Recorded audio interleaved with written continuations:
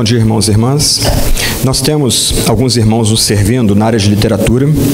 Já há alguns domingos nós temos o Júlio nos ajudando com a Sociedade Bíblica do Brasil. Inclusive, a Bíblia que nós temos usado e recomendado aqui no púlpito é da Sociedade Bíblica do Brasil. Ele, para me fazer vontade, essa semana mandou uma foto de uma nova Bíblia comentada que a SBB está lançando, que é a Bíblia da Herança Reformada. Eu não tive acesso, espero ter acesso semana que vem, mas nós temos acesso a esse material aqui. O meu irmão tem ajudado com a editora Vida Nova, Shed, PES, em breve Monergismo, e o Juliano, que está ali perto da porta com o seu pequenininho, ele tem ajudado a gente com a editora Fiel. E eu queria recomendar dois livros aqui, muito rapidamente. O primeiro é de um amigo meu, Heber Carlos Campos Júnior. Ele foi pastor de uma igreja presbiteriana em Limeira. Hoje ele tem se dedicado à docência na Universidade Mackenzie e no Centro Presbiteriano de Pós-Graduação Andrew Jumper. É um pequeno comentário de Abacuque, O Triunfo da Fé. Então, quem quiser aprofundar o que nós temos tratado aqui, eu recomendo o livro do Heber Carlos de Campos Júnior. Como foi dito aqui, nós estamos num processo de receber mais membros em nossa igreja. Nós somos uma igreja confessional, isto é, nós somos regulados por uma confissão de fé. Nós temos usado aqui a declaração de fé da Coalizão Evangélica e a editora Fiel lançou esse livro chamado Evangelho no Centro, editado por D.A. Carson e Timothy Keller, que é um comentário à nossa confissão de fé. Então, aqueles que quiserem aprender um pouco mais aí sobre nossos valores, aqueles distintivos aí que são importantes para nós, eu recomendo esse livro. Outros livros bem bacanas ali na mesa, você pode depois dar uma chegadinha lá e apanhá-los. Tiago, você pode pegar para mim, por favor? Valeu. Vamos voltar então a Abacuque, livro do profeta. Nós estamos caminhando para a penúltima mensagem nesse pequeno livro. Nós vamos considerar hoje Abacuque capítulo 2, versos 5 até 20. E antes de nós lermos a passagem, seria de bom tom a gente dar uma recapitulada do que nós tratamos até agora. O título geral dessa série é Deus controla a história das nações. Será que Deus está no controle? Quando nós consideramos a bagunça que é o nosso país hoje, em termos sociais, econômicos, incremento da violência, será que Deus está no controle de nosso país? Será que nós fomos abandonados por Deus? Então esse é o tema geral do livro pequeno do profeta Abacuque. Como nós já consideramos aqui, o primeiro verso é a introdução do livro, bem sintética, bem curta. O nosso profeta não fala nem da terra de onde ele veio, não menciona seus parentes. A mensagem é mais importante do que o homem. E imediatamente, versos 2 a 4 do capítulo 1, Abacuque se derrama na presença de Deus. Ele levanta uma queixa na presença de Deus. A queixa dele é: por que Deus está aparentemente em silêncio, enquanto o povo da aliança no Antigo Testamento, que a gente poderia chamar da Igreja de Deus no Antigo Testamento, peca impunemente? Por que Deus não age? E aí Deus responde, versos 5 a 11, da forma mais surpreendente possível. Deus diz: eu vou agir, eu vou trazer os caldeus, uma nação má, violenta, um novo império que vem conquistando tudo pela frente para disciplinar os pecados do povo da aliança. E domingo passado consideramos a segunda pergunta do profeta, capítulo 1, verso 12 até 2, verso 1. O profeta não consegue conciliar a bondade de Deus com o uso que ele faz dos caldeus, daquele império. Como Deus, sendo tão puro de olhos, pode usar um povo mau e permanecer justo e reto? E aí Deus se dirige a ele, e nós começamos semana passada a meditar na segunda resposta que Deus dá ao profeta, capítulo 2, verso 2 ao verso 4, e o que nós vamos ver hoje, versos 5 a 20, é a continuação da resposta que Deus dá ao profeta no meio da sua confusão, no meio das suas lutas, com o aparente triunfo do mal e a inanição divina. Vamos ler então, capítulo 2, eu vou voltar ao verso 4 e daí até o verso 20. Eis que a sua alma está orgulhosa, a sua alma não é reta nele, mas o justo viverá pela sua fé. Assim como o vinho é enganoso, também o arrogante não se contém. O seu apetite é como a sepultura, ele é como a morte que nunca se farta. Ele ajunta para si todas as nações e congrega todos os povos. Não é fato que todos esses povos proferirão contra ele um provérbio, um dito em tom de zombaria? Eles dirão: Ai daquele que acumula o que não é seu, até quando? E daquele que se enche de coisas penhoradas. Será que não se levantarão de repente contra você os seus credores? E não despertarão aqueles que farão você tremer? Você lhe servirá de despojo. Visto que você despojou muitas nações, todos os povos que restaram virão despojá-lo, porque você derramou muito sangue e cometeu violência contra a terra, contra as cidades e contra todos os seus moradores. Ai daquele que ajunta em sua casa bens mal adquiridos para pôr o seu ninho no lugar alto, a fim de livrar-se das garras do mal. Os seus planos resultarão em vergonha para sua casa. Ao destruir muitos povos, você pecou contra a sua própria vida, porque as pedras das paredes clamarão contra você, e as vigas do madeiramento farão eco. Ai daquele que edifica uma cidade com sangue, fundamenta na iniquidade. Será que não é da vontade do Senhor dos Exércitos que os povos trabalhem para o fogo e que as nações se fatiguem em vão? Porque a terra se encherá do conhecimento da glória do Senhor, como as águas cobrem o mar. Ai daquele que dá ao seu companheiro vinho misturado com seu furor e que o embebeda para lhe contemplar a nudez. Você ficará coberto de vergonha em vez de honra. Beba você também e mostre a sua incircuncisão.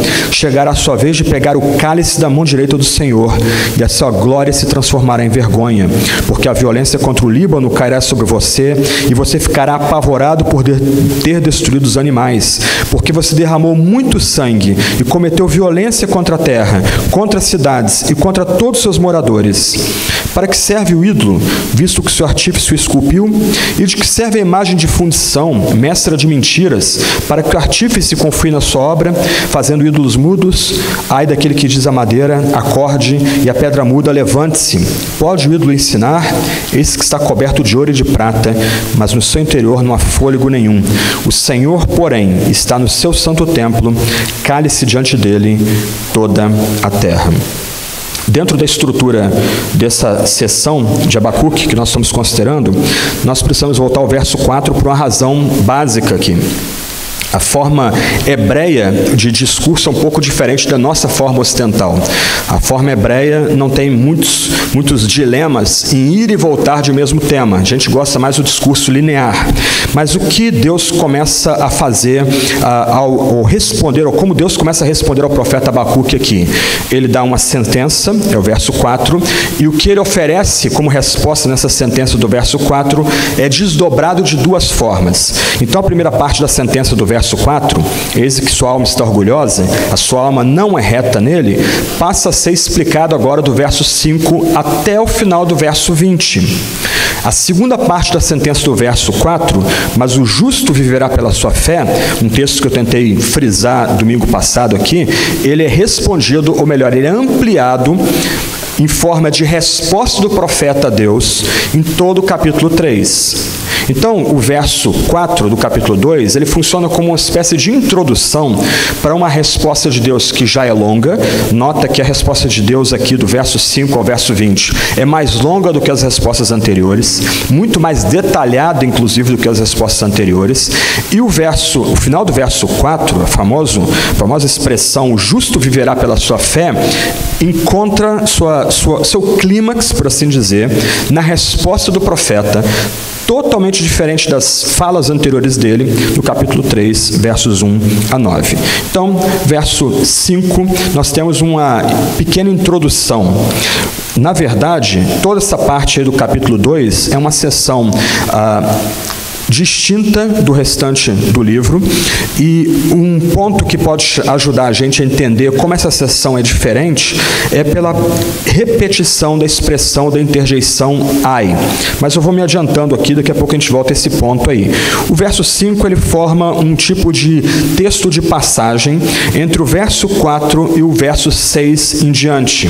O verso 5 como resume quem é o arrogante, quem é o orgulhoso, quem é esse que Deus é contrário a ele, esse que não é reto, não tem uma vida íntegra ou santa. Esse é comparado a um bêbado, alguém que está embriagado, cheio de vinho, alguém que começa a errar porque está cheio de vinho. Ele é comparado a um arrogante, um orgulhoso, alguém que não consegue se conter, que acha que tem toda a força, todo o poder, pode passar por cima das pessoas sem nenhum problema.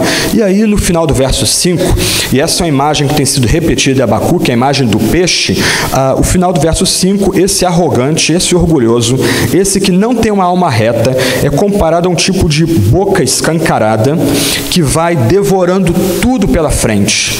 E essa boca escancarada é comparado também a uma sepultura, um lugar de morte, onde ossos são depositados. Essa é a introdução de toda a passagem, de toda essa condenação de Deus contra a Babilônia. Uma questão que é importante para nós aqui nesse primeiro momento é notar a condenação do arrogante e do orgulhoso. Esse é um pecado que vai ser atacado frontalmente por Deus no texto profético aqui. Se nós podemos pensar numa gradação de pecados, se nós podemos pensar que alguns pecados são mais terríveis do que outros, o pecado mais odiado por Deus em toda a Sagrada Escritura é a arrogância, é o orgulho. Aquele que é orgulhoso e arrogante, ele não consegue compreender que ele precisa de uma força maior do que ele. O arrogante, o orgulhoso, acha que ele tem toda a força e todo o poder. Se você lembrar, uma das formas de caracterizar a Babilônia, e a gente vê isso na boca do profeta Abacuque, é que a Babilônia celebra o seu próprio braço forte. A Babilônia celebra o seu próprio poder. Deus, então, se coloca aqui contra o orgulhoso, contra o arrogante. Na verdade, o que Abacuque aprende aqui é que Deus está contra o orgulhoso, contra o arrogante, e Deus vem para castigar o pecado do arrogante e do orgulhoso. E o que o texto vai mostrar para a gente são os vários pecados que o arrogante e o orgulhoso comete. Obviamente, o texto mira aqui as grandes nações, o texto mira um grande império, o Império Babilônico, mas o texto também mira os nossos pecados cotidianos, na medida que por arrogância nós também cometemos os mesmos pecados que são descritos no verso 5 até o verso 20. Então o verso 5 serve como um tipo de introdução a toda a passagem. Então, o que a gente precisa considerar aqui é a repetição da palavra ai, repetida 5 vezes nessa passagem que nós vamos considerar aqui de manhã. Em outras passagens do Antigo Testamento, nós vemos a expressão sendo proferida, geralmente como um lamento fúnebre. Um santo, um rei que era segundo o coração de Deus vem a falecer, e quando ele é enterrado, as pessoas respondem com essa expressão Aqui nós temos a Babilônia sendo ridicularizada, a Babilônia que é debochada pelo próprio Deus, e a forma de tratar o que vai acontecer com a Babilônia é por meio da expressão ai. Essa expressão, diferente da interjeição ela geralmente está ligada a ditos proféticos de julgamento.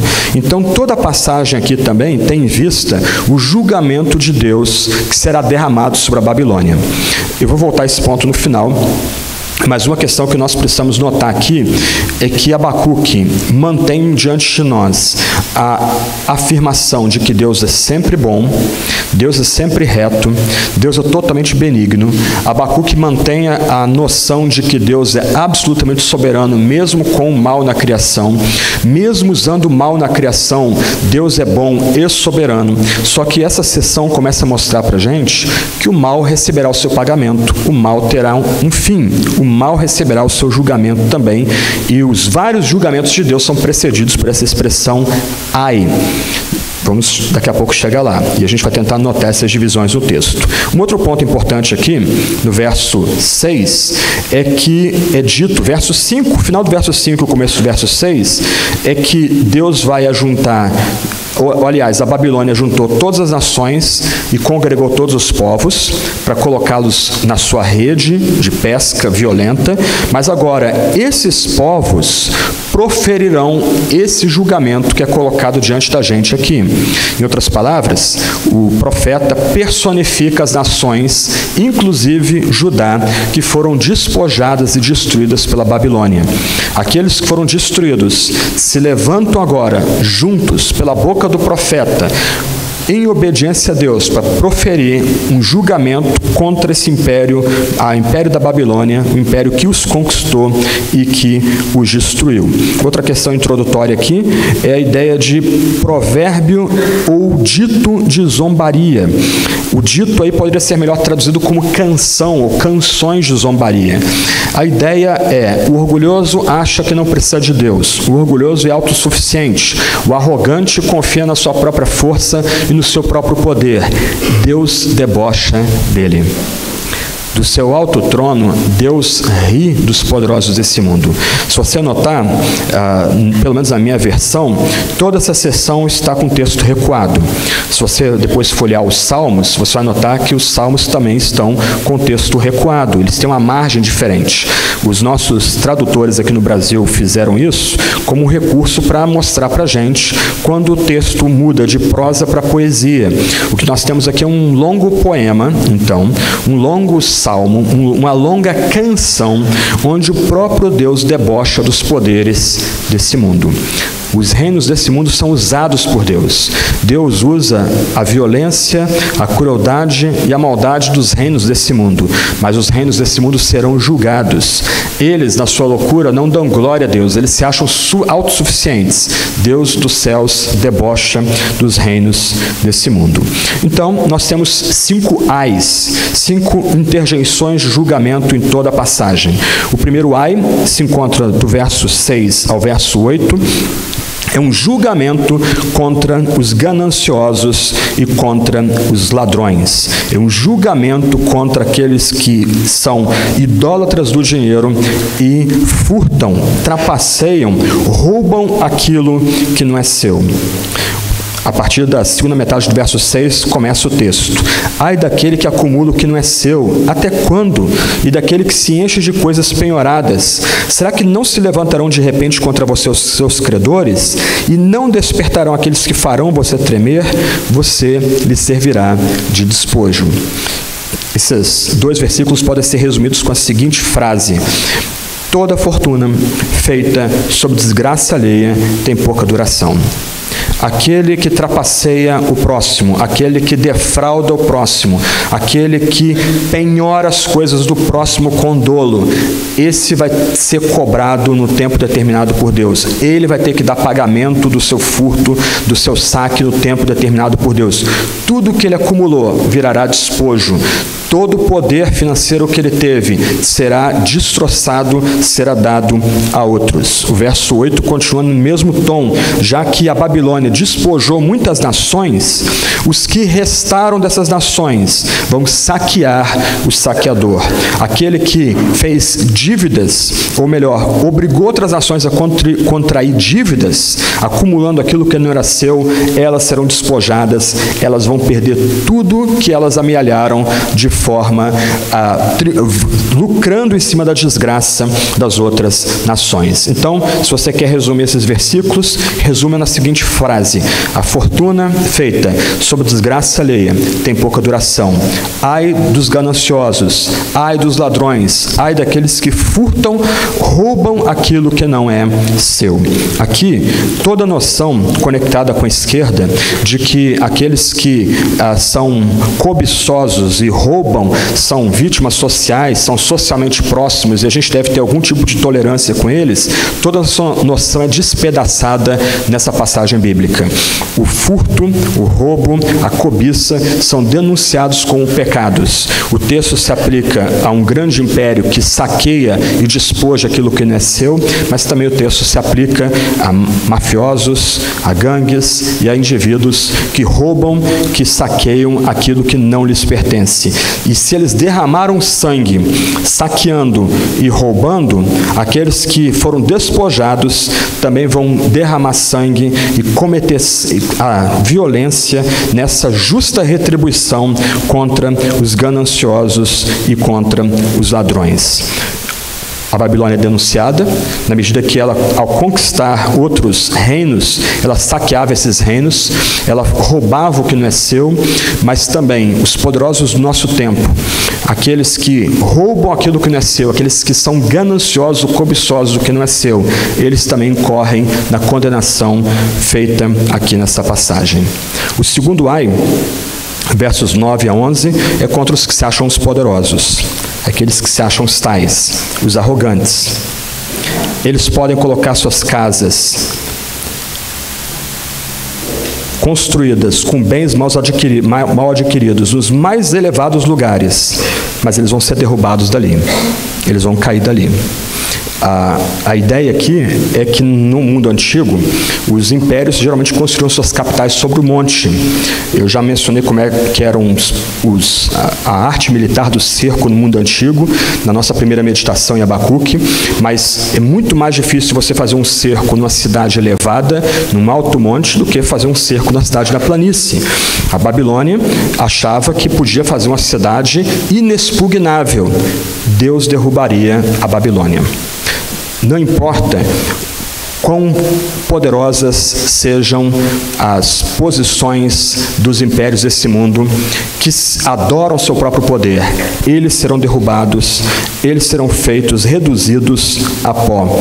Mesmo que eles coloquem o seu ninho num lugar bem alto, eles não conseguirão se livrar das garras do mal que está sentado ou assestado contra eles. Eles vão ser envergonhados, verso 10. Eles, ao destruir muitos povos, celebrando o seu próprio poder, na verdade pecaram contra a sua própria vida. Ponto que algumas vezes é escandaloso para nós, quando a gente estuda um pouco aí sobre a história militar do mundo antigo, mesmo na atualidade, é a desumanidade da guerra. Na guerra, mesmo com regras e leis, a vida vale muito pouco. Um simples acidente, um simples mau olhar é suficiente para você tirar a vida de uma pessoa no campo de batalha. Isso hoje. Imagina um mundo antigo que não havia nenhuma regra de conduta quanto a como se portar no campo de batalha. Mas Deus lembra, pela boca do profeta, que a vida é sagrada. Deus é o criador da vida. Se Deus criou a vida, nenhum outro ser humano tem direito de tirar a outra vida. A vida é um bem sagrado pelo próprio Deus. Então, já que a Babilônia destruiu muitos povos, eles são condenados como aqueles que pecaram contra si próprios, contra a própria vida. O verso 11 é um jogo de palavras. Aqueles que celebram seu próprio poder e são condenados aqui, eles não só exterminaram a vida de outras pessoas, na celebração do seu poder, na idolatria do seu próprio poder, mas também eles amealharam bens nessa sanha de destruição. Deus, pela boca do profeta, lembra que esses bens clamam vingança. As casas da antiguidade eram feitas de pedra e madeiramento, meio similar como essa aqui de cima. As pedras clamam contra esses poderosos. O madeiramento clama contra os poderosos. Na Septuaginta, uma palavra usada no lugar de madeiramento é cânfora, um tipo de verniz ou pintura que era colocado no madeiramento. A ideia é que essa cânfora pingava, lembrando o sangue derramado, para que os babilônios pudessem construir casas com as pedras e com as madeiras saqueadas das nações invadidas. Em outras palavras, esses que celebram o seu próprio poder estão debaixo do juízo divino. Há um ai contra eles, e os próprios bens que eles saquearam os condenam. Gente, olhando o texto aqui, e um pequeno parênteses, a gente precisa lembrar que a gente não deve invejar aqueles que são gananciosos, aqueles que roubam, aqueles que celebram o seu próprio poder. Tudo isso é passageiro. Mais do que isso, o que esses supostos poderosos do nosso mundo ou do passado fizeram, se vira contra eles, é sinal de julgamento contra a cobiça deles. Deus é contra eles, mesmo que Deus tenha os usado em algum momento e de alguma forma. Aqui nós lembramos de Daniel capítulo 5, uma passagem que eu já venho mencionando aqui, quando Belsassar, o último rei da Babilônia, resolve debochar de Deus. Ele usa utensílios que eram sagrados, que eram usados no templo, utensílios que eram dedicados somente ao culto de Yahvé, o único Deus vivo. Ele usa aqueles utensílios numa orgia. Enquanto ele faz a sua orgia, usando utensílios sagrados, uma mão aparece e uma mão escreve na parede: Menel, Tekel, Parsim, pesado, contado, dividido. Naquela noite, a Babilônia passou. um outro império surge. Os medo-persas vêm a se tornar um outro grande império. Mais adiante, Macedônia surge, o rei da Medo-Pérsia é derrotado por Alexandre o Grande, outro império que se torna pó, que se torna simplesmente uma curiosidade arqueológica, uma curiosidade de museu. Deus pode se servir dos maus do mundo, mas Deus é contra o pecado dos maus no mundo. O pecado desses já está julgado e condenado. Então, o primeiro ai contra os gananciosos e os ladrões, o segundo ai contra os que se acham poderosos, esses que celebram o seu próprio poder, têm Deus contra si. O terceiro ai é contra aqueles que praticam a violência, versos 12 a 14. Esse novo ai, começa aí no verso 12, fala daqueles que edificam a cidade com sangue e a fundamentam, fazem a base da cidade sob a violência. Deus é contra esses. A violência nunca é desculpada ou relativizada na Sagrada Escritura. Em nosso mundo, como é que nós lidamos com a violência? Quem pratica a violência é o oprimido social. O que sofre a violência, bom, ele era rico e o que nós vimos ali foi um tipo de justiçamento social. O que sofreu a violência estava no lugar errado, na hora errada. O que sofreu a violência era o otário, era o mané. Mas não para Deus. Os padrões de Deus são outros. Aquele que pratica a violência, esse dará conta dos seus pecados. Esse está debaixo da ira de Deus. Aquele que edifica a cidade com sangue e a fundamenta na iniquidade, tem Deus contra si, Deus é contra ele. E é bonito o verso 13. Antes que o profeta continue proferindo o julgamento de Deus, ele corta a interjeição contra o violento e ele começa a louvar. Ele fala que é da vontade do Senhor dos Exércitos que as nações trabalhem para nada. A expressão Senhor dos Exércitos aí é a expressão Javé Sebaô. A expressão exércitos pode ser melhor traduzido como Senhor das hordas, aquele que comanda todas as hordas da terra e no céu. Deus comanda os anjos, Deus comanda todos os seres humanos, nada está debaixo do comando dele. Enquanto os impérios se digladiam, enquanto os impérios lutam, enquanto os homens lutam, fazem violência para ter sinais de opulência ou de poder, um tênis de marca, uma camisa de marca, fruto de um furto violento, isso para Deus não é nada. Isso está fadado a virar pó. O que permanece é a glória de Deus que procede de Sião. A ideia aqui é que, pelo menos na visão dos profetas do Antigo Testamento, Sião é o centro da terra. O Monte Santo, onde Deus estabeleceu a cidade de Jerusalém, é o centro das nações. E no centro do Monte Sião há o templo. E do templo a glória de Deus espalha por todo o mundo. Há uma reflexão que vem desde Agostinho, na sua famosa obra Cidade de Deus, e ele faz uma contraposição entre a cidade dos homens e a cidade de Deus. As cidades dos homens estão fadadas, como a gente vê aqui, a se fatigar em vão, a trabalhar para o nada. Somente a cidade de Deus permanece, somente a glória de Deus permanece, somente a glória de Deus, somente o conhecimento da glória de Deus enche ou cobre toda a criação como as águas cobrem o mar. E o profeta, que não é filosoficamente sofisticado, mas é inspirado por Deus, ele lembra a gente uma lição básica.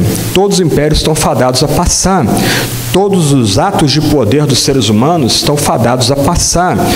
O Egito passou, a Síria passou, a Assíria passou, a Babilônia vai passar, a Medo-Pérsia vai passar, a Macedônia vai passar, os romanos passarão, o Império Bizantino passou, o Sacro Império Romano-Germânico também passou. O Império Alemão, que deveria durar 10 mil anos ou 1000 anos, também passou. A União Soviética passou. Estados Unidos passará. Os impérios trabalham em vão, eles se fatigam em vão. O que permanece é a cidade de Deus, o que permanece é a glória de Deus que emana de Sião, que enche toda a terra e todos os céus. E quem faz isso é o próprio Senhor das hostes celestiais, é o próprio Javé que comanda terra e céu, é o próprio Deus que manda em todas as coisas, Senhor de anjos, demônios, homens e mulheres, livres, escravos, ricos e pobres. É esse Deus que proclama isso. A glória dele permanece, a sua santa cidade permanece, enquanto os impérios, as nações, os nossos feitos supostos de poder estão fadados a serem nada. E a profecia continua. De um lado é lembrada a transitoriedade dos impérios fundados na violência, mas a profecia continua. Verso 15, é dito aí que a violência é feita muitas vezes no meio de uma orgia que começa como orgia sexual, desanda em bebedeira e aí chega em violência. Assim como a Babilônia embebedou outros, ela seria embriagada e desnudada diante de todos. A menção de incircuncisão aí remete a gente ao nome de Deus que é mencionado na passagem. Se você notar depois, 3 vezes a expressão Senhor aparece na passagem. Na minha edição, em Versalete, significa que a palavra mencionada aqui é Javé, o nome santo, impronunciável de Deus para os fiéis do Antigo Testamento, o nome do Deus da aliança, o nome do Deus que pactuou com o seu povo. Em outras palavras, no dia do julgamento de Deus, no dia que Deus vier julgar a violência feita pelos impérios, também haverá uma clara distinção entre aqueles que receberam o conhecimento da glória do Senhor e os incircuncisos, aqueles que não são parte do povo do pacto, aqueles que são excluídos do povo da aliança. Esses receberão o seu justo castigo. Só essa menção já remete a gente a Abacuque 2,4. Nós vamos voltar essa expressão de Abacuque 2,4 ao final da mensagem hoje. Então, da mesma forma que a Babilônia foi violenta, ela receberá violência. Da mesma forma que ela fez uma orgia de violência e embebedou seus adversários para exterminá-los com mais facilidade, eles serão também exterminados da mesma forma. Há uma menção aí ao cálice da mão direita do Senhor. No Antigo Testamento, a ideia do cálice cheio é uma metáfora para o julgamento celestial. Enquanto o cálice de Deus não transborda, Deus não age. Enquanto o cálice de Deus está sendo enchido, a sua paciência está sendo testada. Mas uma hora a paciência de Deus termina. Quando o cálice transborda, o que ele faz é obrigar as nações ímpias a beber a sua própria ira da sua própria mão. O nosso conforto, e a gente aprende isso no Novo Testamento, é que Jesus tomou o cálice para nós não sermos consumidos. Ele bebeu o cálice com borra e tudo, cheio até a borda, para que a ira de Deus não fosse derramada sobre aqueles que estão cobertos pelo sacrifício de Jesus Cristo. Mas aqueles que não confiam em Jesus, não estão abrigados em Jesus, não têm essa esperança. O cálice vai ser dado a eles, e eles terão que beber o cálice da ira do próprio Senhor. A glória anterior da Babilônia, a glória anterior dos impérios poderosos, a glória daqueles que fazem a violência será transformada em vergonha. Os versos 17, o verso 17 é curioso, há uma menção aí à violência contra o Líbano. Na época de Abacuque, havia ocorrido a batalha em Carquemes, no Líbano, em 605 a.C. Então, nessa altura aqui, era o mais próximo de onde a Babilônia tinha chegado de Judá. 20 anos depois, a Babilônia vai conquistar Judá e vai destruir completamente Jerusalém. Mas o que a Babilônia fez? A Babilônia não fazia violência apenas contra pessoas. A Babilônia fazia violência contra a própria boa criação divina. O texto aí mostra pra gente a Babilônia destruindo os cedros do Líbano, a Babilônia exterminando os animaizinhos que haviam no Líbano. E era assim que acontecia numa guerra de invasão no mundo antigo. Quando os impérios vinham para conquistar, eles iam fazer suas catapultas, suas balistas, suas máquinas de cerco, suas torres de conquista, como? cortando as árvores que haviam próximos do campo de batalha, tirando galhos, serrando-as, polindo-as, para fazer delas máquinas de cerco. O que acontecia com os bichinhos que haviam em volta ali da cidade que seria conquistada? Eles seriam sacrificados aos seus próprios deuses como ofertas ou seriam usados como alimentos? Então a violência aqui que é condenada não é apenas a violência feita contra o ser humano.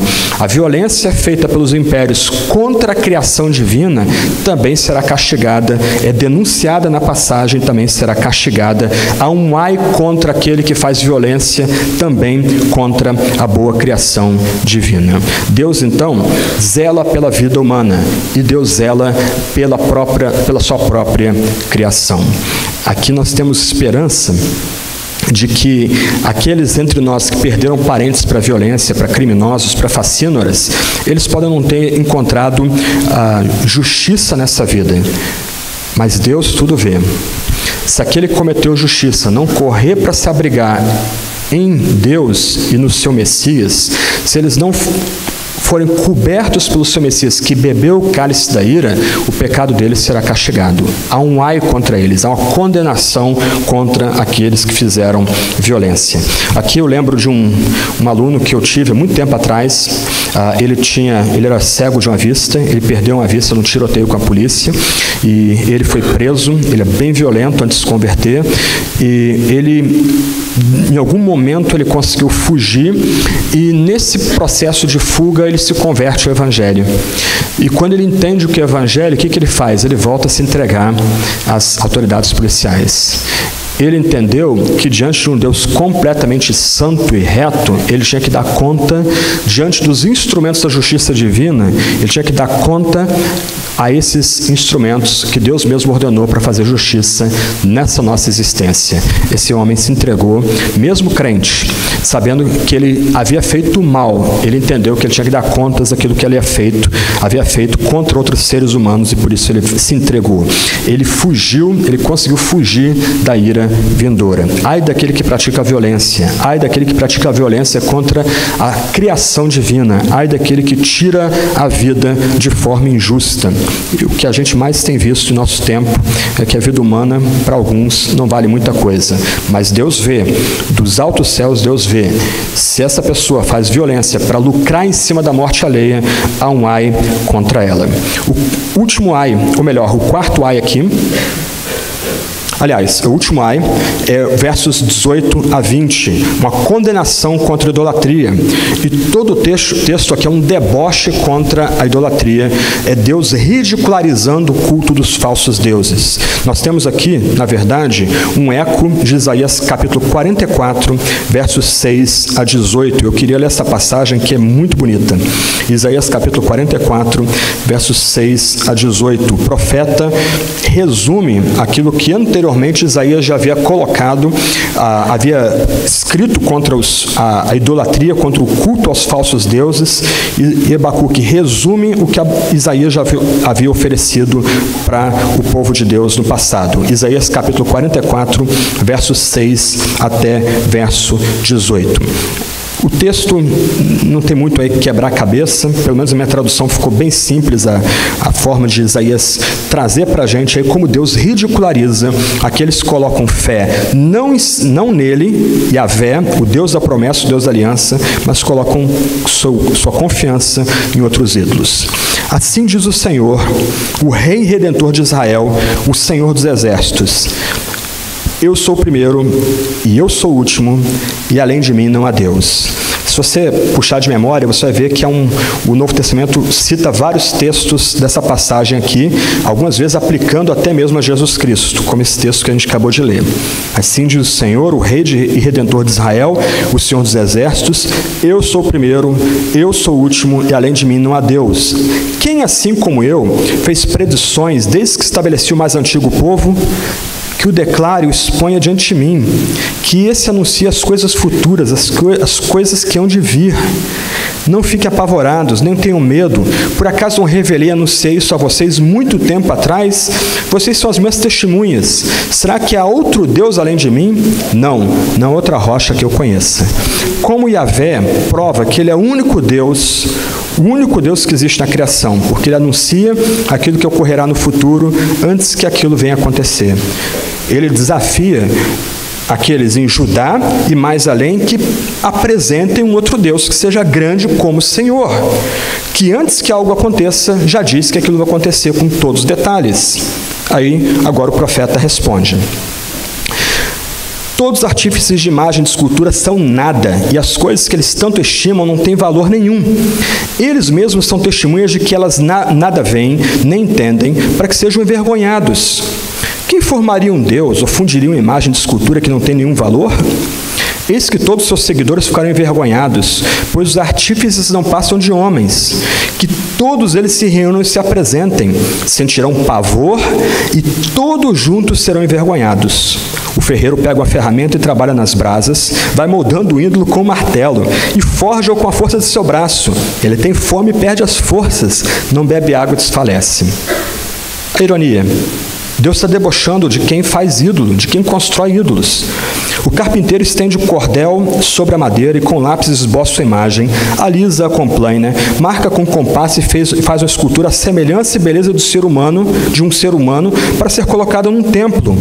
O homem corta para si cedros, toma um cipreste ou um carvalho, fazendo escolha entre as árvores do bosque, planta um pinheiro e a chuva faz crescer. Tais árvores servem ao homem para queimar. Com parte de sua madeira ele se aquece e também assa o pão. Com outra parte ele faz um deus e se prostra diante dele. Esculpe uma imagem e se ajoelha diante dela. Metade queima no fogo, com ela assa a carne para comer. Faz um assado e dele se farta. Também se aquece e diz: já estou aquecido. E como é bom olhar para o fogo. Do resto ele faz um deus, uma imagem de escultura, ajoelha-se diante dela, prostra-se e lhe dirige a sua oração dizendo: livra-me, porque tu és o meu Deus.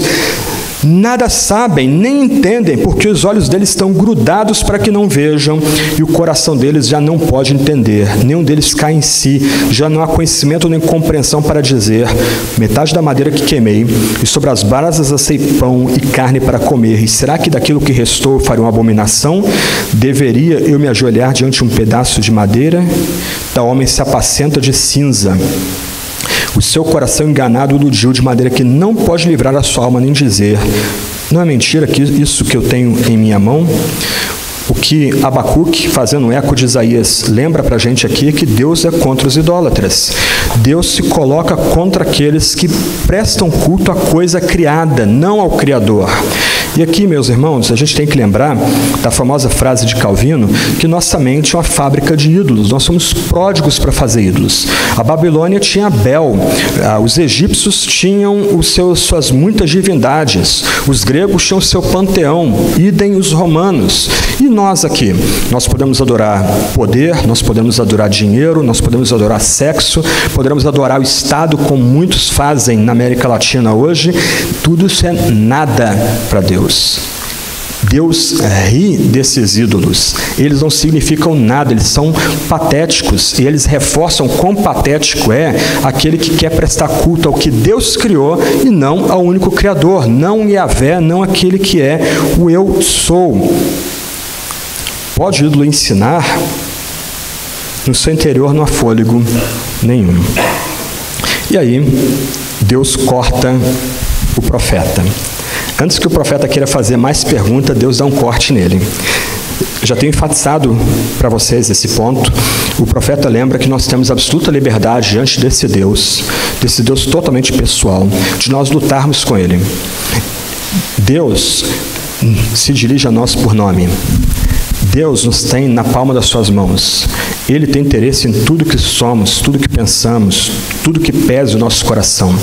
Como Abacuque, nós temos toda a liberdade de nos apresentar diante dele e clamar: por que o Senhor nos trata? Por que o Senhor me trata com tanta dureza? Por que eu estou passando essa situação? Por que eu estou sozinho ou sozinha? Por que meu casamento está em crise? Por que meus filhos não atendem ao seu chamado, não vêm à casa de Deus? Por que o país está do jeito que está? Por que eu estou desempregado? Nós temos essa liberdade dada pelo próprio Altíssimo, que nos trata como pessoas. Ele nos chama pelo nome. Nós temos história na presença dele. Só que, de um lado, se nós temos essa liberdade, Como eu mencionei semana passada, a frase de Lutero, se Deus tem mais prazer no praquejar do ímpio do que no louvor do hipócrita, do outro lado, há um limite para as nossas perguntas e para os nossos debates com Deus. O que Deus faz agora, o que o Senhor faz agora é interromper qualquer possibilidade do profeta fazer nova queixa a ele. O Senhor, porém, está no seu santo templo, cale-se diante dele toda a terra. Deus está no seu templo celestial, Deus está no seu palácio celestial, mas não é qualquer Deus, é o Senhor, é Yahvé, é o Eu Sou, é o Deus da aliança, Pai, Filho e Espírito Santo. Esse Deus reina sobre toda a criação. Cessou toda pergunta, todo questionamento na presença dele. Ele reina, ele tem história na palma das suas mãos, nada foge do seu controle. Ele é completamente santo e poderoso. Mesmo quando o povo da aliança não vive de acordo com os mandamentos da aliança, esse Deus permanece soberano e santo. Deus pode usar os ímpios como disciplina sobre o seu povo. Deus tem o poder de usar essas varas de correção para nos disciplinar, mas as varas de correção, os ímpios que Deus usa para a nossa correção, eles darão conta do seu pecado. Deus está no seu santo templo, Deus reina, toda a criação está diante dele. Cale-se todos os povos, façam silêncio todos os povos. Aqui é a hora de botar a mão na boca. Quando a gente medita no livro de Jó, a gente vai encontrar a mesma experiência na vida de Jó. Quando Deus aparece para Jó no redemoinho, a última resposta de Jó é se calar e louvar a Deus. Tu és o soberano, tu és o rei, tu és cheio de majestade, o Senhor existe desde sempre, eu sou pó. Aí Deus muda o destino de Jó. Asaf é a mesma coisa. Asaf não consegue entender como os poderosos da época dele, provavelmente políticos, podiam continuar tendo poder, vivendo como se Deus existisse. Ele chega ao ponto de querer quase blasfemar diante de Deus na presença do povo. E ele coloca a mão na boca para não escandalizar os pequeninos do povo de Deus, que é um sinal de maturidade. Mas quando ele entra no templo, a primeira visão que ele tem é que ele vê o fim dos ímpios. Os ímpios darão conta dos seus pecados. E aí ele começa a louvar. E ele começa a lembrar que ele não tem um outro tesouro na terra que não o próprio Yahvé, o próprio Eu Sou, o próprio Senhor da Aliança. A mesma coisa aqui. Nós temos liberdade para investigar, nós temos liberdade para debater com Deus, para apresentar nossas queixas e demandas com Deus, mas vai ter uma hora que Deus vai dizer: chega, basta, eu reino, se aquieta. Aí semana que vem a gente vai ver a resposta lindíssima do profeta a essa ordem de silêncio que Deus profere aqui a ele. Concluindo aqui com algumas aplicações. A primeira aplicação, e uma aplicação importante, é que aqui nós temos a resolução do problema do mal, ou pelo menos a resposta bíblica à questão do mal. Na verdade, o mal é um problema para quem não é cristão. Lembra do que eu falei sobre o ateu?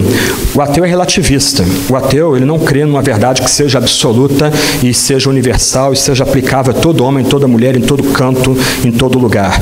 Para o ateu, a verdade é sempre relativa. Logo, para o ateu, o bem e o mal são relativos. Então, o ateu não vai restar outra possibilidade que não dizer que o bem e mal são relativos ao indivíduo, é o indivíduo que vai dizer o que é bem e mal, ou pior, quer dizer, não sei nem se é pior, né? Mas ele vai dizer que é o Estado ou partido que determina o que é o bem e o que é o mal. O resultado disso são talvez 120 milhões de mortos no século XX.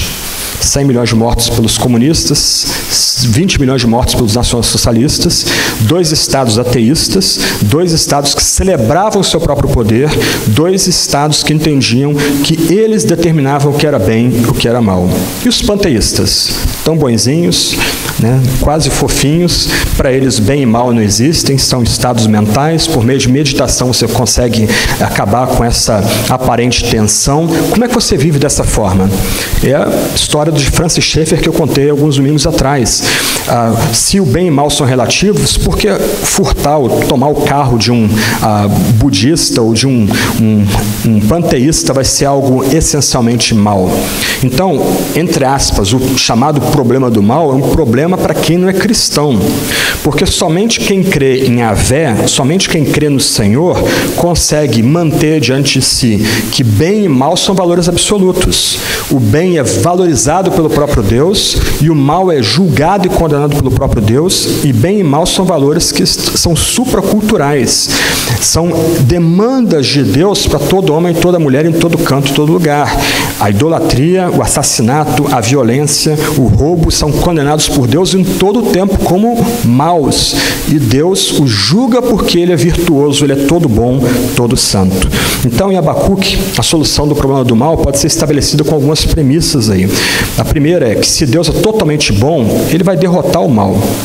É uma esperança nossa que o mal será derrotado. Essa é a palavra que é dada aqui para Abacuque. Mais algumas décadas, a Babilônia vai ser julgada, medida, pesada e condenada. Ela vai virar pó, ela vai ser desfeita na história. Se Deus é todo-poderoso, onipotente, Ele pode derrotar o mal.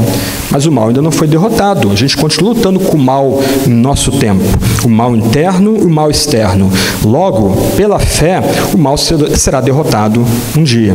E essa é a grande resposta de Deus para Abacuque. Ainda que Deus se sirva da Babilônia, ela dará conta dos seus pecados, ela será julgada, e ela foi varrida da história, como Deus tem feito ao longo dos séculos. Então, para nós, ainda que a gente veja o mal sendo vencido pontualmente em nossa existência, nós temos a esperança que haverá um tempo que o mal vai ser completamente derrotado. No tempo em que o conhecimento da glória de Deus se espalhar por toda a terra, encher toda a terra como as águas enchem o mar, não vai haver mais o mal. Ele vai ser completamente banido da nova criação divina no dia do Senhor, quando o Senhor vier para triunfar e concretizar o seu plano.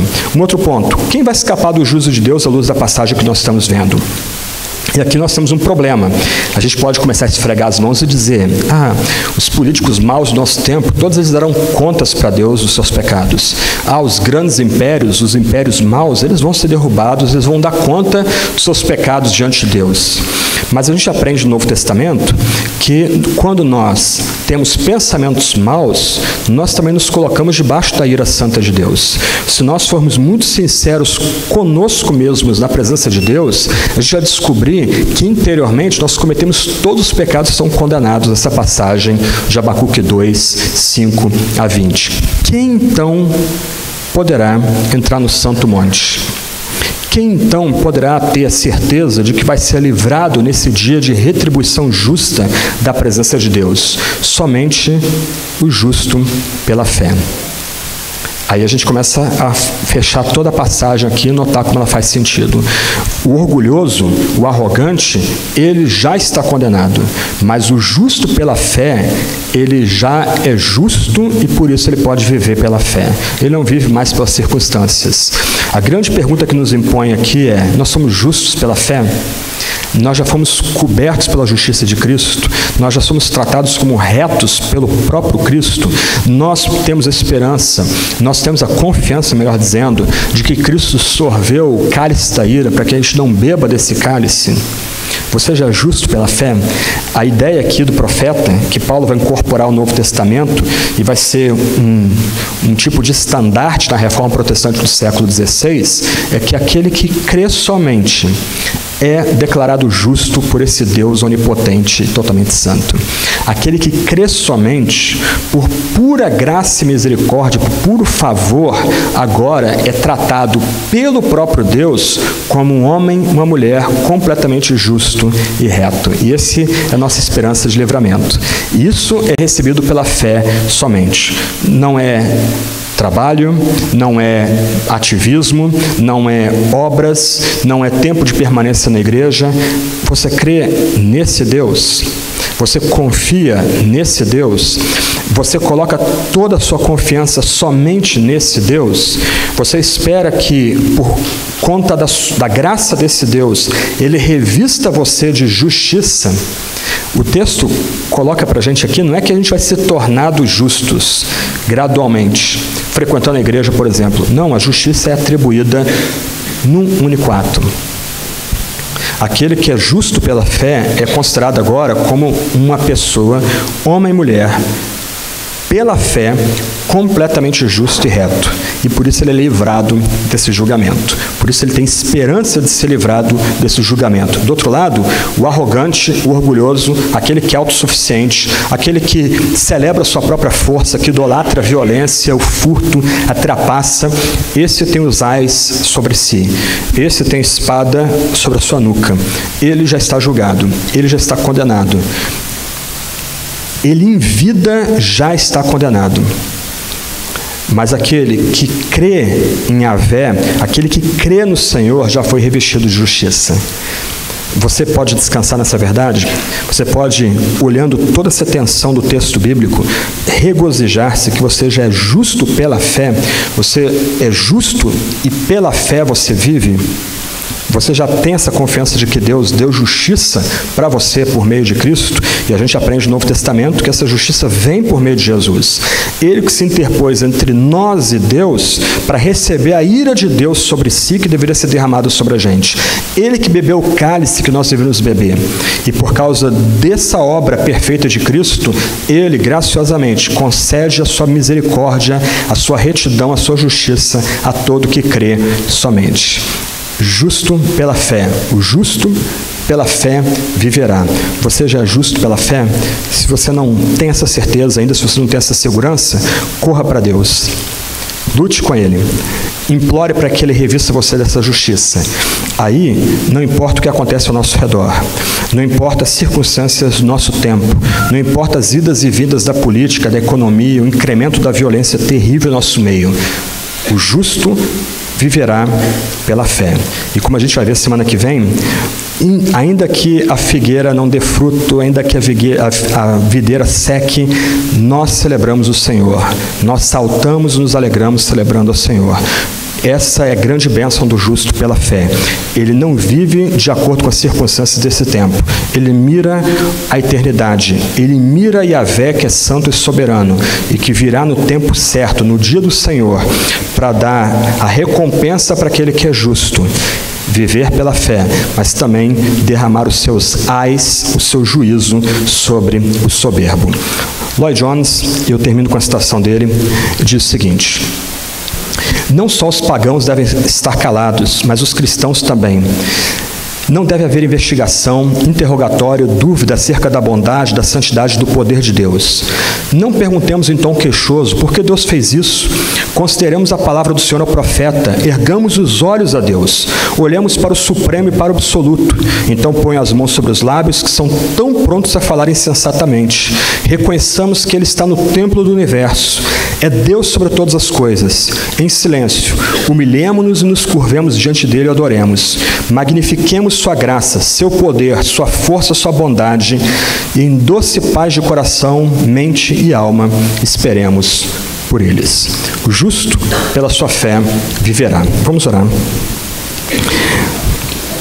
Senhor Deus, a gente muitas vezes não consegue conciliar a revelação que o Senhor faz de si mesmo com as ações dos homens. A gente fica chocado quando vemos o ímpio prosperar, o ímpio se tornar mais poderoso, o ímpio triunfar sobre o mais fraco. Nós ficamos chocados com o aumento da violência em nosso país. Nos causa desânimo ver como tantas vezes somos defraudados e roubados por um Estado iníquo e por pessoas más. Ó Deus, causa choque muitas vezes vermos impérios e reinos humanos exterminando outras nações mais fracas.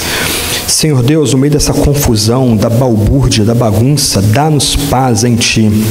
Ajuda-nos a descansar em Ti. Ajuda-nos a todo tempo confessarmos que Tu és sempre bom e sempre soberano, mas, sobretudo, ajuda-nos a descansar em Ti.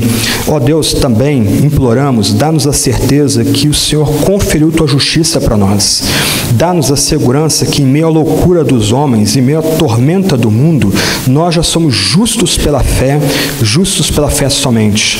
Ajuda-nos a nos manter crentes em Ti. Ajuda-nos a manter nosso olhar em Ti. Ajuda-nos a confiar em Ti em todo o tempo.